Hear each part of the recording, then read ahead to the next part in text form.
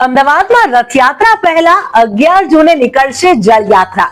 વર્ષમાં એકવાર ગજવેશમાં જોવા મળે છે ભગવાન જગન્નાથજીની રથયાત્રા તો અષાઢી બીજના રોજ નીકળે છે, પરંતુ જેઠ સુદ પૂનમે નીકળતી જળયાત્રાથી જ રથયાત્રા મહોત્સવની શરૂઆત થઈ જતી હોય છે.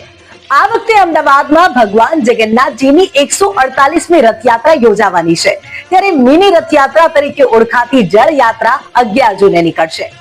આ શોભાયાત્રા મંદિરની પાછળથી સાબરમતી નદીના તટે ભૂદર ખાતે પહોંચશે, જ્યાં નદી કિનારે ગંગા પૂજન વિધિ કરવામાં આવશે.